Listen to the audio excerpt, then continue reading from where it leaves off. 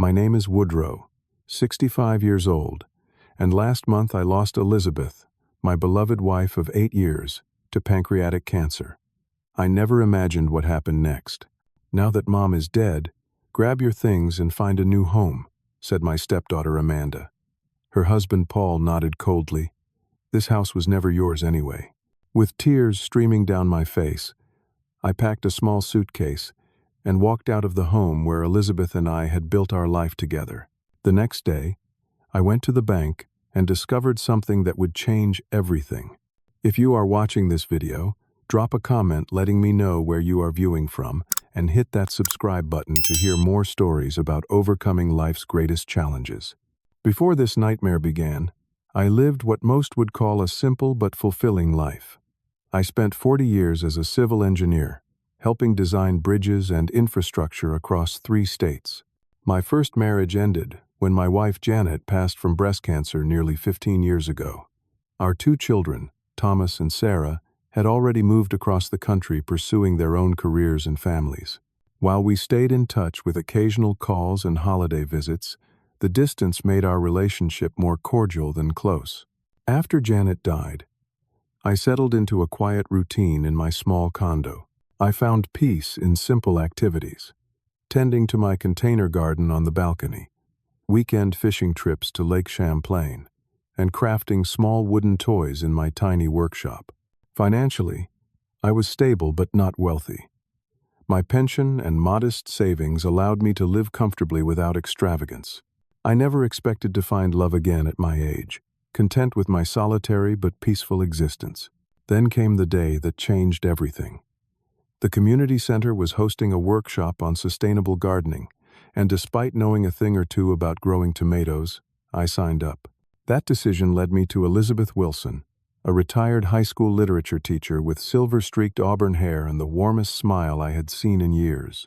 Elizabeth was also a widow, having lost her husband Robert to a heart attack 12 years earlier.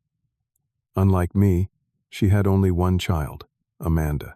Elizabeth captivated me from our first conversation about heirloom vegetable varieties. Her extensive knowledge of literature meant she could quote poetry about gardens as easily as she could discuss soil composition. Within minutes, I found myself laughing for what felt like the first time in years. Our relationship developed slowly and naturally. We started with walks through Riverside Park, discussing books and sharing life stories. Our first dinner date was at a small Italian restaurant where Elizabeth confessed her inability to cook pasta properly despite numerous attempts. Movie nights followed, discovering our shared love for classic films neither of our previous spouses had appreciated. After 6 months, I knew I had found someone truly special, someone who brought color back into my world. Elizabeth lived in the 2-story colonial home where she had raised Amanda, a house filled with books, antique furniture, and a magnificent garden that had won neighborhood awards.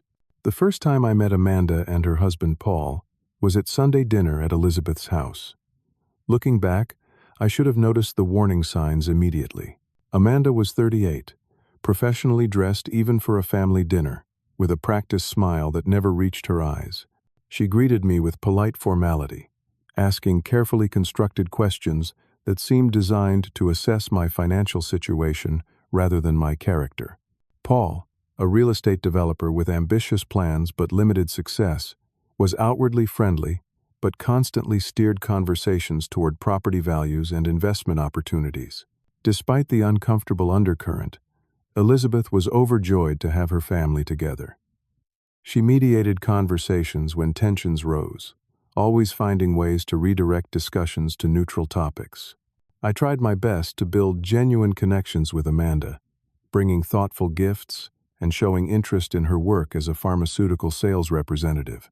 Yet each attempt was met with the same polite but impenetrable wall. After 2 years of dating, Elizabeth and I decided to marry. The ceremony was small and beautiful, held in Elizabeth's lush backyard garden, among blooming hydrangeas and roses she had tended for decades. Amanda attended with Paul and their son Jackson, maintaining her composed smile throughout, but leaving immediately after the reception ended. We decided to live in Elizabeth's house, as it was larger, and held decades of her memories. I sold my condo and invested the proceeds into updating her aging kitchen and bathroom, installing energy-efficient windows, and adding a proper workshop in the detached garage. We blended our lives completely, finding spaces for my fishing gear among her books, placing my family photos alongside hers on the mantel, and combining our holiday traditions into new rituals that were uniquely ours. Those 8 years were the happiest of my life. We took road trips to national parks, marveling at natural wonders neither of us had seen before. I built her custom bookshelves that stretched from floor to ceiling in the study. Elizabeth taught me to bake bread and make her grandmother's famous apple pie. Together, we expanded her garden, adding a vegetable patch and a small pond with water lilies. Our home became a haven of peace and love, often hosting neighborhood gatherings and book club meetings. Throughout these years, our relationship with Amanda and Paul grew increasingly strained. Their visits became less frequent, but more focused on financial matters. Paul would casually ask about our retirement accounts while examining the craftsmanship of the antique dining table. Amanda would comment on how the neighborhood property values were rising and how they could help us downsize if we ever felt the house was too much to maintain. Elizabeth noticed these changes, but attributed them to the stress of Amanda's demanding career and Paul's struggling business ventures. She continued to send birthday gifts, attend Jackson's school events, and invite them for holidays. When I expressed concerns about their behavior toward me when Elizabeth wasn't present, she would sigh deeply and say, "Amanda has always struggled with change. She just needs time to see how happy we are together." I respected Elizabeth too much to push the issue, believing that her relationship with her daughter was something I should support rather than complicate. This decision would eventually cost me everything. Our world shattered on an ordinary Tuesday morning. Elizabeth had been complaining of back pain and unusual fatigue for several weeks. I had urged her to see our family doctor, thinking it might be related to her vigorous spring gardening. When the doctor called and asked us to come in immediately to discuss test results, the gravity in his voice sent a chill through me. The diagnosis was devastating. Stage 4 pancreatic cancer that had already spread to her liver. The doctor spoke gently but honestly about the prognosis. 4 to 6 months, possibly less. Treatment options were limited to palliative care, aimed at comfort rather than cure. Elizabeth sat perfectly still as the doctor explained, her hand gripping mine with surprising strength. I felt as though the floor had disappeared beneath my feet. On the drive home, Elizabeth finally broke the silence. "I am not afraid of dying, Woodrow," she said softly. "But I am afraid of leaving you alone." I could barely see the road through my tears, but her calm acceptance gave me the strength to promise her that I would make whatever time we had left as beautiful as possible. The next day, we sat in the garden swing and made our plans. Elizabeth decided against aggressive chemotherapy that would only extend her life by weeks while diminishing its quality. Instead, she wanted to focus on comfort care that would allow her to remain lucid and present for as long as possible. We created a bucket list of simple pleasures: visiting the botanical gardens in spring bloom, attending an outdoor symphony concert, having picnics in our garden with old friends. I abandoned all my regular activities to become Elizabeth's full-time caregiver. Each day brought new challenges as her pain increased and her energy diminished. I learned to administer medications, prepare special meals that appealed to her diminishing appetite, and help her bathe when standing became too difficult. The hospice nurse visited twice weekly, adjusting medications and offering guidance, but the daily reality of watching my beloved slowly slip away fell squarely on my shoulders. Despite her physical decline, Elizabeth's mind remained sharp and her spirit strong. We established a morning ritual of reading poetry together in bed before starting our day. She particularly loved Mary Oliver and Walt Whitman, finding comfort in their celebrations of life and nature. In the afternoons, when her pain was often at its worst, I would read aloud from her favorite novels while she drifted in and out of consciousness. I also took over kitchen duties, determined to prepare the dishes Elizabeth loved but could now only enjoy in small portions. I followed her handwritten recipe cards exactly, calling her mother for clarification when necessary, wanting everything to taste exactly as she remembered. The first time I successfully recreated her grandmother's beef stew, Elizabeth cried with joy despite only being able to manage a few spoonfuls. As weeks passed, hospital visits became more frequent as Elizabeth needed fluid drained and pain management adjusted. During one particularly difficult stay, while Elizabeth slept under the influence of strong painkillers, Amanda approached me in the hallway. For the first time, her carefully maintained facade cracked, revealing genuine fear and grief. "What are we going to do without her?" she whispered, tears streaming down her face. In that moment, I thought perhaps we might find common ground in our shared love for Elizabeth. I hugged her awkwardly, and she allowed it briefly before composing herself and stepping away. "We need to talk about practical matters soon," she added, her business tone returning. Mom would want everything handled properly. During Elizabeth's more lucid periods, we had several important conversations about the future. She worried constantly about how I would manage without her. "Promise me you will keep the garden alive," she insisted one evening, "and promise you will find reasons to smile again." One afternoon, as I helped her organize her bedside table, Elizabeth mentioned something that seemed minor at the time but would later prove crucial. "I have some important papers at the bank," she said. "Everything is arranged. You will be taken care of." When I asked for details, she smiled mysteriously and changed the subject, saying she was too tired to discuss finances. As Elizabeth's condition deteriorated, we had one final celebration together. Our 8th wedding anniversary fell on a perfect June day. Though Elizabeth could no longer leave her bed, I transformed our bedroom into a garden sanctuary, bringing in pots of her favorite flowers and stringing gentle fairy lights across the ceiling. Our dinner consisted of tiny portions of all the foods from our first dates together. Though she could barely eat, her eyes shone with happiness.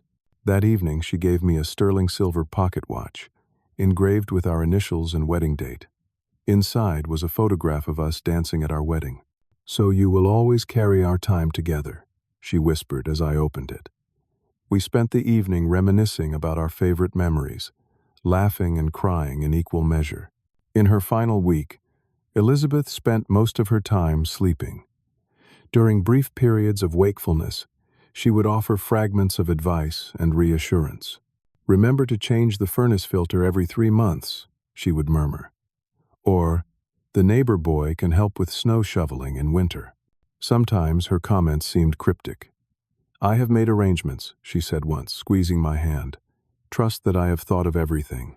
Elizabeth passed peacefully in her sleep on a Wednesday morning, her hand in mine as I dozed in the chair beside our bed.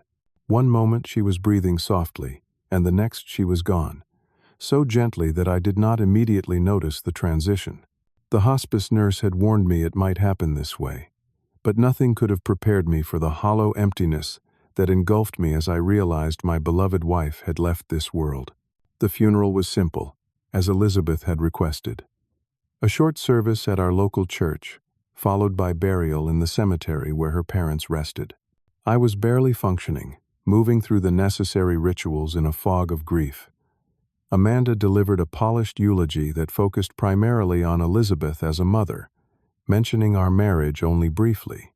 Paul managed the guest book and directed funeral home staff with an efficiency that seemed inappropriate for the occasion. Throughout the service, I noticed Amanda and Paul in frequent whispered conversation, occasionally glancing in my direction. Friends from the neighborhood, Elizabeth's former teaching colleagues, and our book club members shared heartfelt stories about how Elizabeth had touched their lives. Each memory was both a comfort and a fresh wound, reminding me of all I had lost. In the days following the funeral, Amanda and Paul began visiting daily. Initially, I welcomed the company, thinking they too were seeking comfort in shared grief. But their focus quickly revealed itself to be the house and its contents, rather than emotional support. Amanda would casually pick up decorative items, commenting, "Mom always said I would have this someday." Paul spent time examining the recent renovations, asking pointed questions about contractors and costs. They began helping by sorting through Elizabeth's belongings without consulting me. When I gently objected to seeing her clothes packed into donation boxes, Amanda dismissed my concerns. Mom would want her things to be useful to others, she insisted. Besides, these reminders will only make your grief worse. Too exhausted and heartbroken to argue, I retreated to the garden where I could feel Elizabeth's presence most strongly. I failed to recognize the systematic dismantling of our shared life happening inside the house, or the ominous signs of what was to come. The first 2 weeks after the funeral passed in a haze of grief. I barely ate or slept, spending hours staring at photos of Elizabeth or sitting in her garden talking to her memory. Friends brought casseroles and offered support, but I found myself unable to engage with anyone or anything. The pain of her absence was physical, a constant pressure in my chest that made even breathing an effort. Amanda and Paul continued their daily visits, arriving each morning with coffee and pastries I could not stomach. Their help became increasingly intrusive. I would emerge from the shower to find them in our bedroom, sorting through Elizabeth's jewelry box or examining financial documents from her desk drawer. When I questioned their actions, Amanda would smile tightly and say, "We are just trying to ease your burden during this difficult time." By the third week, subtle changes around the house became impossible to ignore. Elizabeth's favorite reading chair disappeared from the living room, replaced by a modern recliner I had never seen before. The antique mirror that had belonged to her grandmother vanished from the hallway. When I asked about these changes, Paul explained they were freshening up the space to help me move forward. Then came the day I returned from a brief walk to find workers installing a new lock set on the spare bedroom door. Paul claimed it was for security purposes, since I was now living alone. When I asked for the key, he promised to have one made, but never delivered it. That evening, I discovered them searching through files in the home office. Amanda claimed they were looking for insurance paperwork, but I noticed her slipping a document into her purse when she thought I wasn't watching. The situation escalated when I discovered my savings passbook missing from my bedside drawer. When confronted, Amanda produced a power of attorney document she claimed Elizabeth had signed giving her financial authority in case of emergency. The signature looked wrong to me, but in my grief-fogged state, I could not be certain.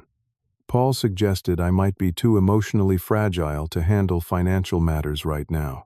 One morning I found them measuring rooms and discussing renovation plans. "This wall could come down to create an open concept," Paul said to a contractor I had never seen before. When I objected, Amanda took me aside and suggested for the first time that I might be more comfortable in a retirement community where I would have appropriate care. "This house is too big for one person," she insisted. "Mom would want you to be properly looked after." The implication that I was incapable of caring for myself at 65 was both insulting and frightening. I began to understand that their constant presence was not about supporting me, but about claiming territory. The following week, larger pieces of furniture began arriving. A sectional sofa replaced the love seat where Elizabeth and I had spent countless evenings reading together. A modern dining set appeared in place of the antique table, where we had shared thousands of meals. When I expressed my distress, Paul patted my shoulder condescendingly and said, "Change is good for grief recovery. All the experts say so." Things came to a head during an uncomfortable dinner where Amanda and Paul barely spoke to me, instead whispering to each other throughout the meal. After picking at my food in silence, I excused myself and went to the garden for some peace. When I returned an hour later, they were waiting for me in the living room with serious expressions. "We need to discuss the house situation," Amanda began without preamble. She produced a document I had never seen before. "This is Mom's will. She left the house to me, as was always the plan." I stared at her in disbelief. "That cannot be right. Elizabeth and I discussed everything. This was our home, together." Paul stepped forward, his voice cold. "You were a late addition to Elizabeth's life. This house has been in her family for generations. She would never have intended for it to go to someone she married in her final years. We have been more than patient," Amanda continued, "but the time has come for you to find more appropriate accommodations. We are prepared to give you 24 hours to collect your personal belongings." The room seemed to spin around me. "But this is my home," I protested. "Elizabeth and I renovated it together. I sold my condo and put everything into this house. We were planning to grow old here together." Amanda's face hardened. "Let me be very clear. Now that Mom is dead, you need to grab your things and find a new home. This house was never really yours anyway. It was always going to come back to me." Paul stood taller, using his considerable height advantage to intimidate me. "If you refuse to leave voluntarily, we will have no choice but to involve the authorities. I am sure you do not want that kind of embarrassment at your age." I looked from one cold face to the other, searching for any sign of the family connection I had tried to build over 8 years. Finding none, I felt something break inside me. With trembling hands, I reached for the framed photo of Elizabeth and me on our wedding day. "That stays," Amanda snapped. "Family photos belong to family." Tears welled in my eyes as I set the photo down. "I am family," I whispered. "No," Amanda said flatly. "You were Mom's husband. Now that she is gone, that connection is severed. Please do not make this more difficult than it needs to be." That night, I packed what I could into 2 suitcases: clothes, toiletries, my medications, and a few books. When they weren't looking, I slipped the silver pocket watch Elizabeth had given me into my pocket, along with a small photograph of us I found in my wallet. Everything else, the life we had built together, I was forced to leave behind. The next morning, standing on the front porch with my meager belongings, I looked back at the garden Elizabeth and I had tended together. The roses were blooming brilliantly, just as she had predicted they would. Paul stood in the doorway, arms crossed, watching to ensure I actually left. No goodbyes were exchanged, no acknowledgement of the 8 years I had been part of their family. As I walked away, the skies opened up in a sudden summer downpour. It seemed fitting somehow, as if the heavens themselves were mourning with me.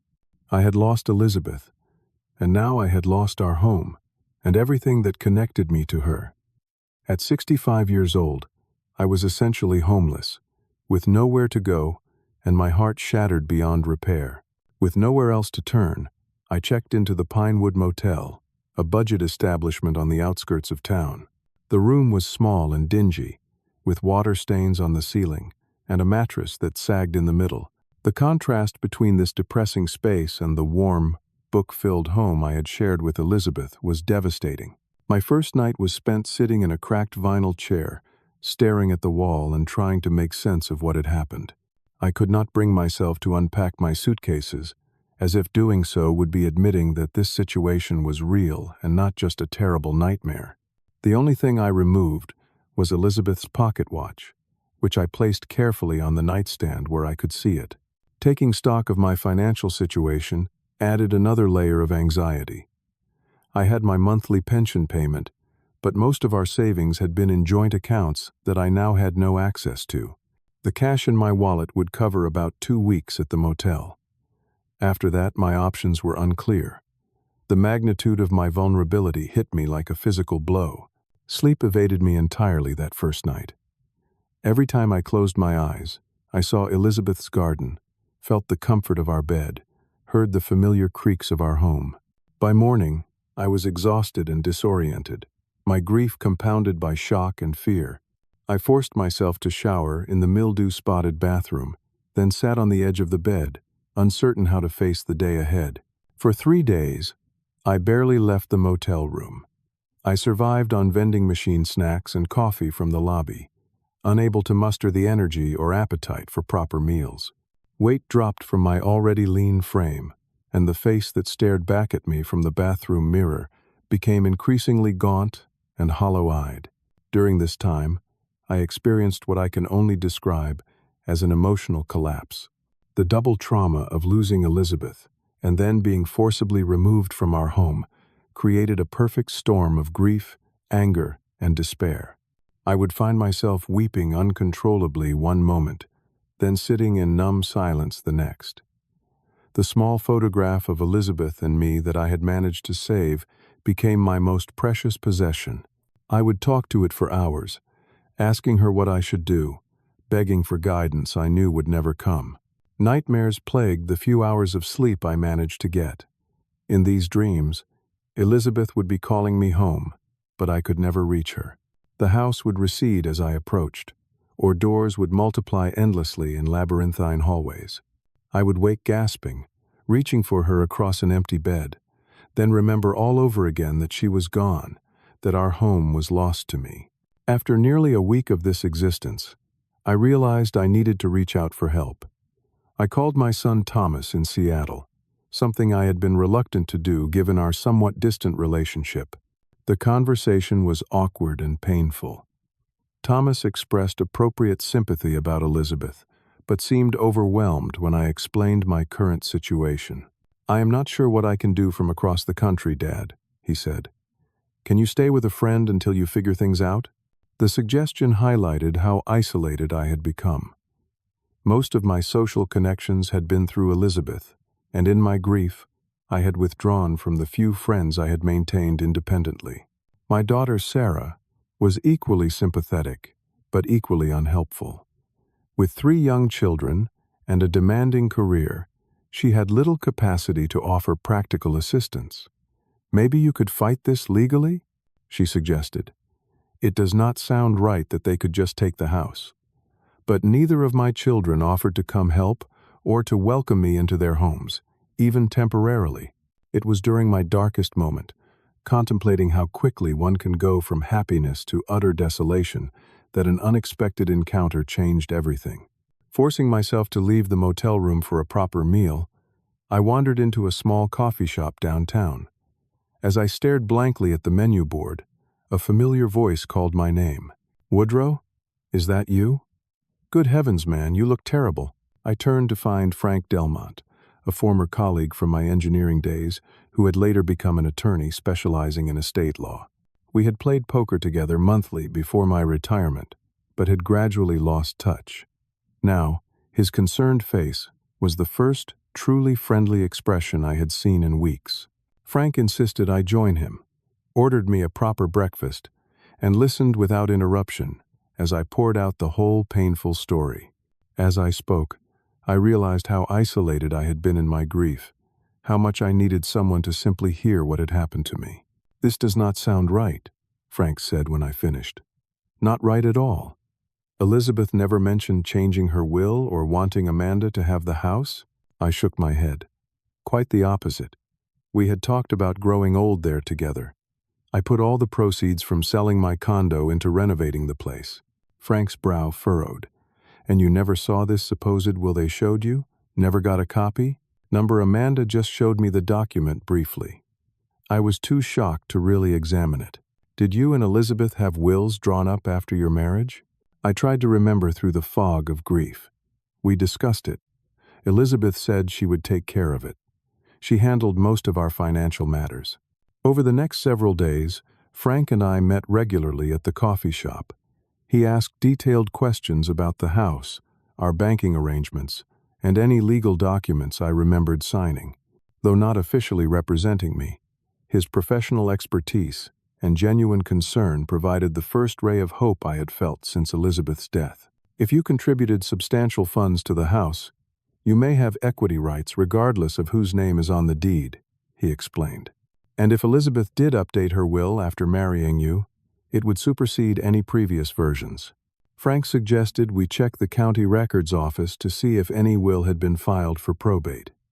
He also recommended I visit our bank to inquire about our accounts and any safety deposit boxes in our names. "Banks keep detailed records of account holders and their rights," he noted. "If your name was on the accounts, Amanda should not have been able to exclude you without legal authority." As we continued these conversations, my mind gradually cleared enough to recall something important. About 3 months before her death, Elizabeth had mentioned a safety deposit box at the bank. "I have taken care of things," she had said one evening. "No matter what happens, I have prepared for you to be protected." At the time, distracted by her illness and focused on her comfort, I had not pursued the comment. Now, it took on new significance. "Elizabeth visited the bank several times during her final months," I told Frank. "She was too weak to drive, so I took her. She always insisted on going in alone. saying it was a simple matter and I should wait in the car. Frank leaned forward, suddenly alert. That could be very significant. She might have been updating her will or making other arrangements. You need to visit that bank immediately. For the first time since being forced from my home, I felt a flicker of determination. Whatever Elizabeth had been doing at the bank, she had wanted to protect me. I owed it to her memory to discover what that protection might be. That night in my dismal motel room, I carefully laid out my cleanest remaining clothes for the morning. I placed Elizabeth's pocket watch on top of them, drawing strength from this tangible connection to her. Then I did something I had not done in many years. I prayed, not with formal words or religious structure, but a simple, heartfelt plea for guidance and the strength to face whatever lay ahead. Elizabeth, I whispered into the darkness, if you can hear me somehow, please help me find what you left for me. Help me reclaim the life and home we built together. As I finally drifted off to sleep, I felt a sense of calm purpose replacing the paralyzing grief that had consumed me. Tomorrow, I would go to the bank. Tomorrow, I would take the first step toward reclaiming my life. The next morning dawned clear and bright, as if the universe itself approved of my mission. I dressed carefully in my least wrinkled shirt and slacks, combed my hair neatly, and polished my glasses. Looking in the mirror, I still saw a man worn down by grief. But there was something new in my eyes. Determination. First National Bank stood in the center of town, an imposing brick building where Elizabeth had banked for over 30 years. As I approached the heavy glass doors, my hands trembled slightly. This visit represented my first real action toward reclaiming my life, and I was equally terrified of finding nothing and discovering something that would upend everything I thought I knew. Inside, the marble-floored lobby hummed with quiet activity. I approached a young teller who greeted me with practiced cheerfulness. When I explained that I needed information about my deceased wife's accounts, her smile faltered. I am sorry for your loss, sir, but account information is confidential. Do you have documentation showing you are authorized to access these accounts? I fumbled in my wallet for Elizabeth's death certificate, which I had fortunately kept with me. My name is Woodrow Baker. My wife was Elizabeth Wilson Baker. We had joint accounts, but I have been away and need to check on their status. The young woman examined the death certificate with a frown. I do not see any accounts under those combined names in our system, sir.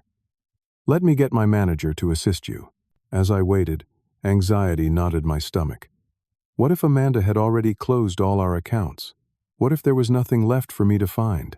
After several minutes, a tall woman with silver-streaked hair approached with a professional smile. Mr. Baker? I am Martha Richardson, the branch manager. Casey mentioned you are inquiring about your late wife's accounts. Yes, I said, my voice steadier than I expected. My wife, Elizabeth Wilson Baker, passed away last month. We had joint accounts, and she mentioned having important papers in a safety deposit box here. Martha's expression changed subtly. Elizabeth Wilson Baker? Elizabeth with the magnificent garden on Maple Street? I nodded, surprised. Yes, that is right. Martha's professional demeanor softened immediately. Mr. Baker, Elizabeth and I were in the same book club for 15 years. I am so terribly sorry for your loss. She spoke of you often, and with such affection. She paused, studying my face more carefully. If you do not mind my saying so, you look like you have been through quite an ordeal. Something about her genuine concern broke through my carefully maintained composure. To my embarrassment, my eyes filled with tears. It has been difficult. After Elizabeth died, her daughter Amanda claimed, "The house belongs to her." She showed me a will I had never seen before and forced me to leave. I have been staying at the Pinewood Motel for the past 10 days. Martha's expression shifted from sympathy to alarm. Forced you to leave your own home? That does not sound right at all. Please, come to my office where we can speak privately. She led me to a comfortable office in the back of the bank and closed the door. Now, Mr. Baker, Tell me everything that has happened, and then we will see what information I can access for you."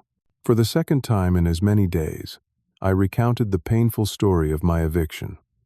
Martha listened attentively, her expression growing increasingly troubled. When I finished, she turned to her computer. "Let me check our records."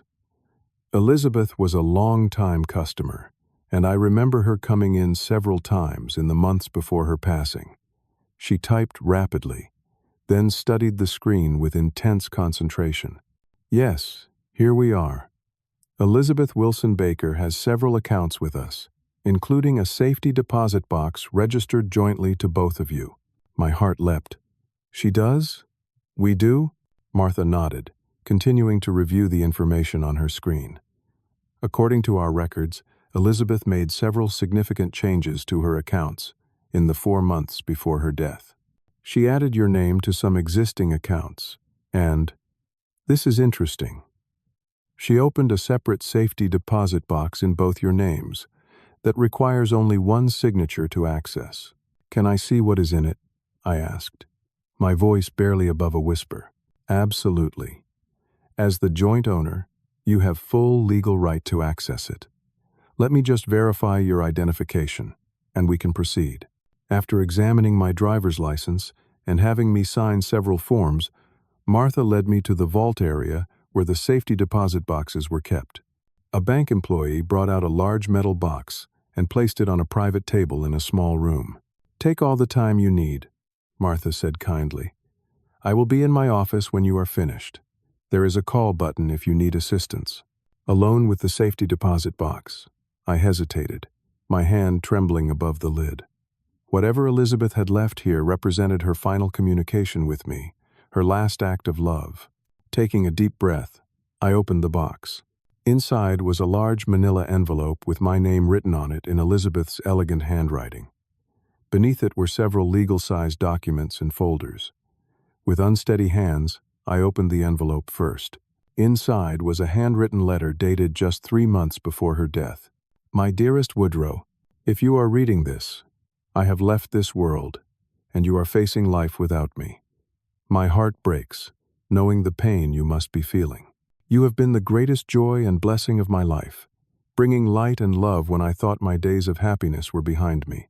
I need you to know that I have made arrangements to protect you and secure our home for your future. I have long been aware of Amanda's feelings about our marriage and her expectations regarding the house. While I love my daughter, I cannot allow her misguided sense of entitlement to deprive you of the home we built together. In this box, you will find our updated will, which names you as the primary beneficiary of my estate, including our home. You will also find documentation showing that I added your name to the deed 6 months ago, making you joint owner with right of survivorship. This means the house legally passed to you immediately upon my death. The third document is the paperwork for a separate savings account I established in both our names. I have been transferring funds to this account to ensure you would be financially secure should anything happen to me. Use these documents to reclaim our home and the life we built. Know that this is not just a legal matter to me, but my final act of love. Our home should remain yours for as long as you wish to live there, filled with our memories and the garden we tended together. I have arranged a small education fund for Jackson, which you will find documented here as well. Amanda will not be left with nothing, but my primary concern is for you, my beloved husband. Remember that I will love you always, even beyond this life. Find joy again, tend our garden, and know that you made my final years more beautiful than I ever could have imagined. All my love, Elizabeth." Tears streamed down my face as I read and reread her words.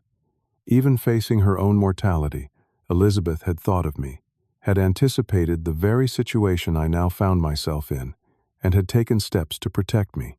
The depth of her love and foresight overwhelmed me. With shaking hands, I examined the other documents in the box. Just as Elizabeth had written, there was a properly executed will dated just 2 months before her death, leaving the bulk of her estate to me with a separate education fund established for her grandson Jackson. The will explicitly stated that this document superseded all previous wills and testaments. Next was a deed to the house showing both our names as joint owners with right of survivorship. Elizabeth had indeed transferred partial ownership to me 6 months earlier, meaning the house had legally become mine alone upon her death. Finally, I found statements for a savings account I had known nothing about, containing nearly $100,000. Elizabeth had been systematically transferring funds from her personal inheritance account to this joint account for the past year. Stunned by these discoveries, I pressed the call button. Martha returned promptly, her expression shifting to concern when she saw my tear-streaked face. "Are you all right, Mr. Baker?" I nodded, unable to speak. I handed her Elizabeth's letter and the will, which she read carefully. "This changes everything," she said finally. "According to these documents, you are the sole owner of the house and the primary beneficiary of Elizabeth's estate. Amanda has no legal right to evict you or claim the property." "What should I do now?" I asked, still struggling to process this dramatic reversal of fortune. Martha thought for a moment. "First, we need to secure your financial assets. Let me connect you with George Hansen, our legal counsel. He can advise you on the best way to proceed and help you reclaim your property." Within an hour, I was sitting with George, a serious man in his 50s with kind eyes behind wire-rimmed glasses. He reviewed all the documents, asking occasional clarifying questions. "These documents are all in order," he confirmed. "The will is properly executed and notarized. The deed transfer was correctly filed with the county. The joint account with right of survivorship automatically became yours upon Mrs. Baker's death." He looked at me directly. "Mr. Baker, your wife ensured you would be protected. Now we need to take action to enforce your legal rights." "What about the will Amanda showed me?" I asked. George frowned. "Without seeing it, I cannot say for certain, but it would have been superseded by this more recent will. Additionally, regardless of any will, the house became yours automatically upon Elizabeth's death due to the joint ownership with right of survivorship. That is a separate process from probate entirely." For the first time since Elizabeth's death, I felt a spark of hope mixed with determination. "What do we do next?" George outlined a plan. "First, we would secure all the financial accounts to prevent any further access by Amanda. Next, we would draft a formal legal letter demanding return of the property and any items removed from the house. Finally, we would arrange a meeting with Amanda, Paul, and their attorney to present our evidence and resolve the situation." "Would you be willing to represent me officially?" I asked. George nodded without hesitation. "It would be my honor, Mr. Baker. What happened to you was not just legally improper, it was morally wrong. I believe in setting such matters right." As I left the bank that afternoon, the weight of despair had lifted from my shoulders. In its place was a new sense of purpose and the comforting knowledge that Elizabeth's love continued to protect me even after her death. I clutched copies of the documents George had prepared for me, physical proof that I was not alone and that justice might yet be possible. Standing on the sidewalk in the warm afternoon sunlight, I whispered a thank you to Elizabeth. Somehow, I knew she could hear me. The next several days were a whirlwind of activity as George and I prepared our case. First, we documented everything that had been taken from the house based on my detailed recollections. Elizabeth's antique jewelry collection, family heirlooms, valuable artwork, and even some of my own tools and personal items had disappeared during those final days before my eviction. George helped me regain access to our joint financial accounts, which had been frozen upon notification of Elizabeth's death. As expected, the separate account Elizabeth had established remained untouched, as Amanda had no knowledge of its existence. This gave me immediate financial security and the resources to pursue legal action. Most importantly, we gathered comprehensive evidence of my contributions to the house. I had receipts for the kitchen renovation, the bathroom remodeling, the energy-efficient windows, and numerous other improvements. Together with the deed showing joint ownership, these documents created an indisputable case for my legal right to the property.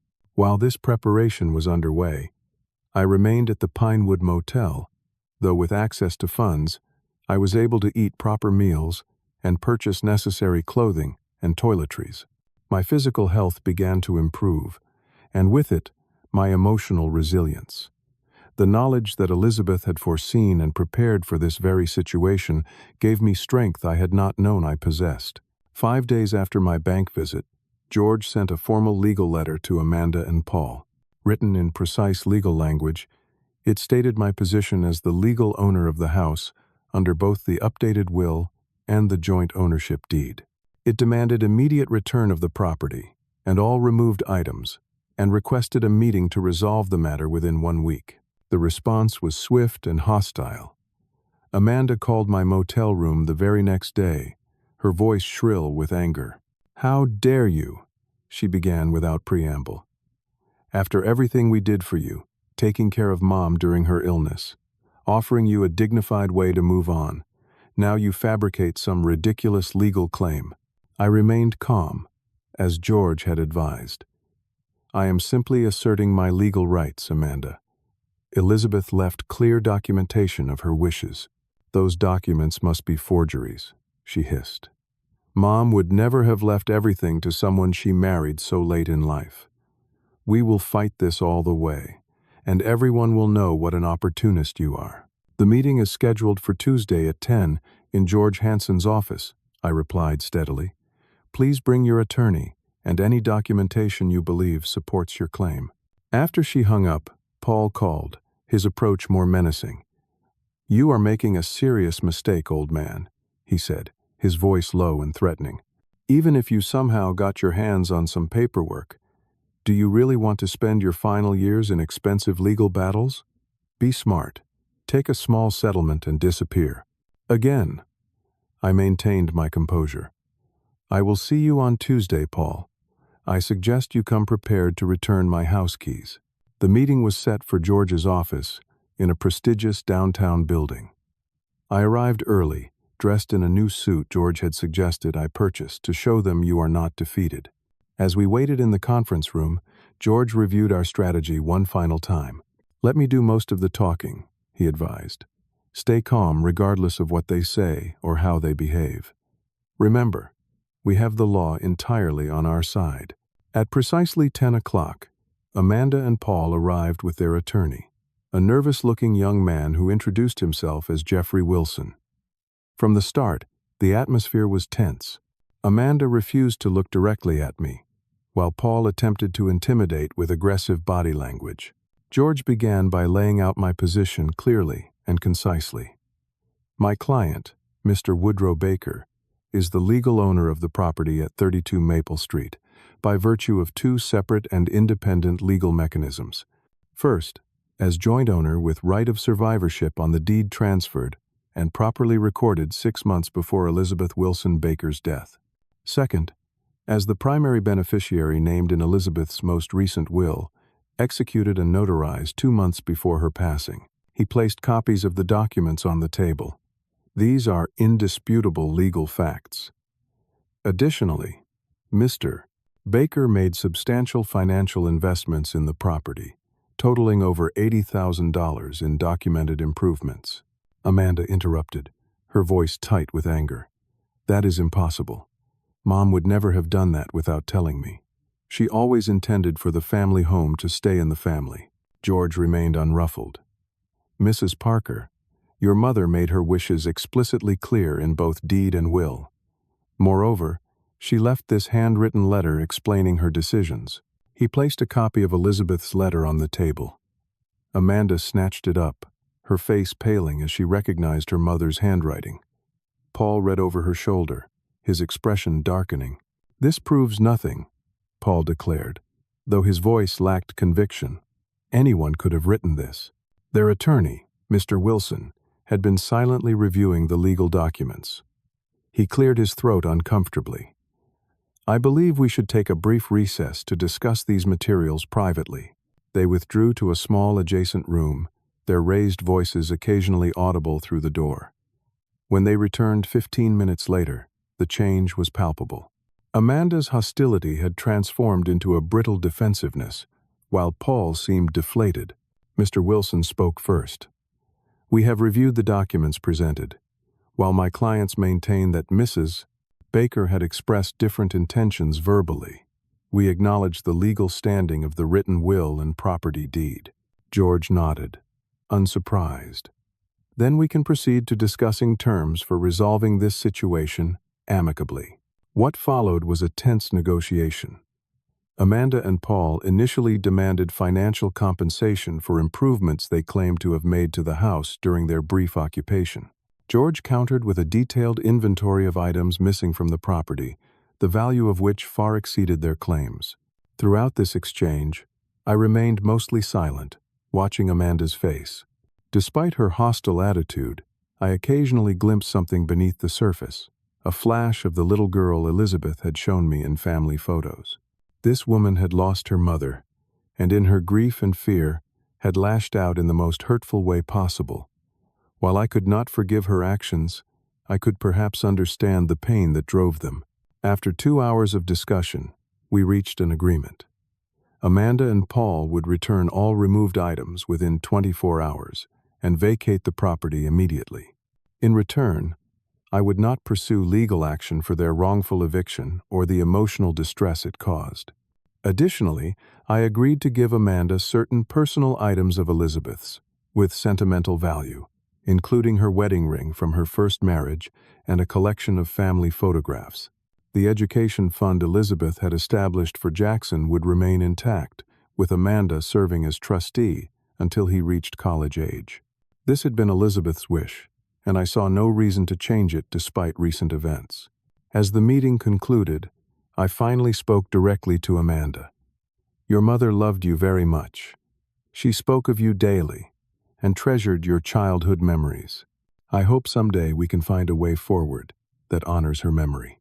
Amanda did not reply, but for a brief moment, her carefully maintained facade cracked, revealing the grief she had been masking with anger. Then it was gone, replaced by a tight nod as she gathered her belongings and left without another word. George placed a hand on my shoulder as we watched them leave. You did well, Woodrow. Elizabeth would be proud of how you handled this. The next day, a locksmith met me at the house to change all the locks. A police officer stood by at George's insistence to ensure the transition occurred without incident. As promised, Amanda and Paul had removed their furniture and returned most of the items they had taken, though several valuable pieces remained unaccounted for. Standing once again in the entryway of the home Elizabeth and I had shared, I felt a complex mixture of emotions: relief at reclaiming my rightful place, lingering anger at the betrayal I had experienced, grief for Elizabeth that seemed freshly awakened by returning to our shared spaces, and a strange emptiness where I had expected to feel triumph. The victory was real and substantial. I had my home back. I had financial security. I had proof that Elizabeth had loved me deeply enough to ensure I would be protected after she was gone.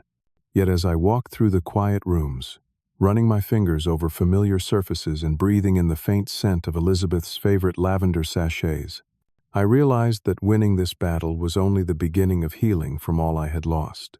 That first night back in our home was both comforting and painfully lonely. I walked through each room slowly, reacquainting myself with the space, noting small changes Amanda and Paul had made during their brief occupation.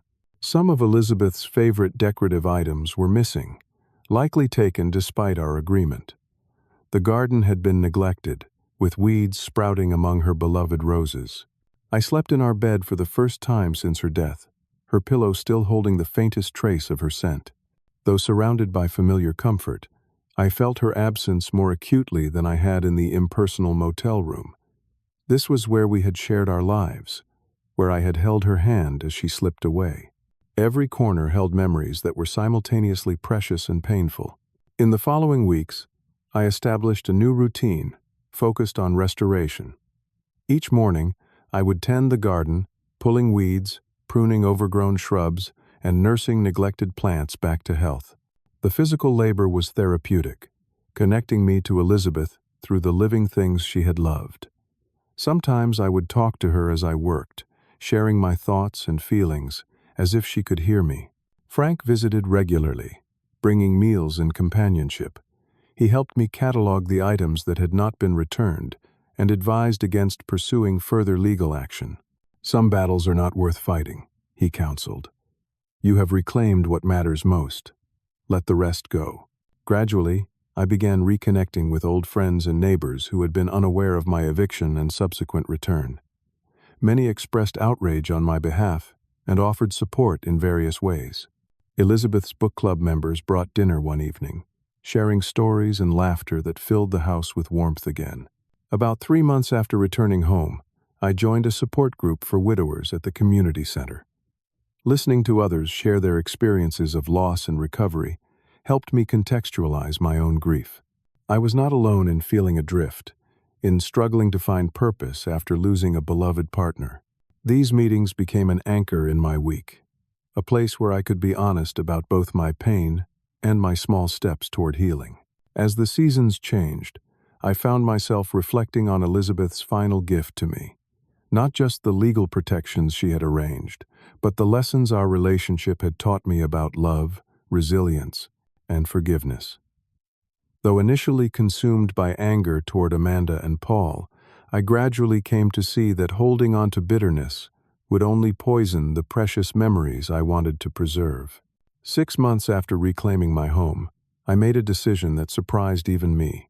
Using a portion of the savings Elizabeth had set aside, I established the Elizabeth Wilson Baker Memorial Scholarship at the high school where she had taught for 30 years. The scholarship would support students pursuing literature studies in college, continuing Elizabeth's passion for nurturing young minds. More controversially, I structured the scholarship to include Jackson, Amanda's son, but expanded it to help several deserving students each year. Rather than limiting Elizabeth's generosity to her biological family, I sought to extend it to the broader community she had loved. When the scholarship was announced in the local paper, I received an unexpected phone call. Amanda's voice was hesitant, lacking its usual sharp edge. "I saw the article about Mom's scholarship," she said after an awkward greeting. "It was a nice thing to do. Your mother would have wanted to help students who love literature as she did," I replied carefully. After a long pause, Amanda asked, "Would you be willing to meet for coffee sometime?" There are things I should probably say in person. 2 days later, we sat across from each other at a neutral location, a small cafe downtown. Amanda looked tired, with new lines around her eyes. She stirred her coffee endlessly without drinking it. "Paul and I are separating," she said abruptly. "He was the one who pushed hardest to take the house. He had plans to sell it to finance a development project." She sighed deeply. "I let him convince me it was what Mom would have wanted, that you were somehow taking advantage of her illness." I listened without interrupting, sensing she needed to speak these thoughts aloud. "The letter Mom wrote to you. I have thought about it a lot. She really did love you." Amanda's voice cracked slightly. I resented that. I resented sharing her attention, having someone new in the house where I grew up. "But I never should have treated you the way I did." It was not quite an apology, but it was more than I had expected. "Elizabeth loved you deeply, Amanda. She spoke of you every day, worried about your happiness, celebrated your successes. That never changed." Tears filled Amanda's eyes. "I miss her so much. Sometimes I drive by the house just to see her garden." "The garden is always open to you," I said softly. "And to Jackson. Elizabeth would want you both to enjoy it." That conversation marked the beginning of a cautious reconciliation. Amanda did not become the daughter I had once hoped for, but we established a civil relationship centered around our shared love for Elizabeth. Occasionally, she would bring Jackson to see the garden, and I would share stories about his grandmother that preserved her memory for him. In the year following Elizabeth's death, I discovered a new purpose. Many elderly neighbors struggled with home maintenance they could no longer physically manage or afford. Drawing on my engineering background and newfound carpentry skills, I began volunteering to help with repairs and accessibility modifications. This work connected me to my community in meaningful ways and honored the practical, helpful spirit Elizabeth had always admired. I also began writing about my experiences, initially as a form of therapy, but eventually developing into a memoir about love in later life and navigating grief. The writing process forced me to articulate the profound lessons my journey had taught me. True love extends beyond death, continuing to guide and protect those left behind. Elizabeth's foresight in preparing legal protections was her final act of love, one that saved me from permanent displacement and despair.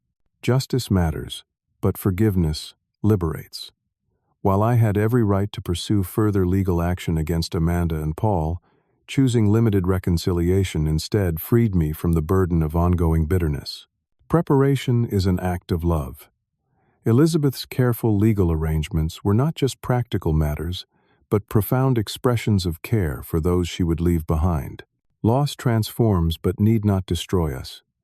Though forever changed by Elizabeth's absence, I found ways to carry her love forward into a life still worth living. On the 1-year anniversary of the day I reclaimed our home, Amanda visited with Jackson. As the boy explored the garden with childish enthusiasm, Amanda handed me a small package. "We found this at Paul's storage unit," she explained. "It belongs here." Inside was the wedding photo that had been taken from me the night of my eviction, the one tangible memory I had most regretted losing. The simple gesture, more than any words, signaled a genuine step toward healing our fractured family. That evening, after they left, I placed the photo on the mantel beside Elizabeth's favorite books. Standing in our living room, I felt her presence not as a painful absence, but as a continuing influence, a love that had transformed and sustained me through my darkest hours. "Thank you," I whispered to the empty room that somehow did not feel empty at all. Life continues to unfold in unexpected ways. Grief remains a companion, but no longer dominates my days. The garden blooms, seasons change, and I find joy in small moments that accumulate into a life still worth living. Elizabeth's final gift was not just the home we shared or the financial security she arranged, but the lesson that love creates resilience that can withstand even the most painful losses. What about you? Have you ever experienced a betrayal from someone you trusted, or found unexpected strength during your darkest moments? Share your stories in the comments below. If this journey resonated with you, please hit the like button and subscribe to hear more stories of overcoming life's challenges. Remember that even in our most vulnerable moments, we often have more strength than we realize. Thank you for listening, and may you find peace and resilience in your own journey.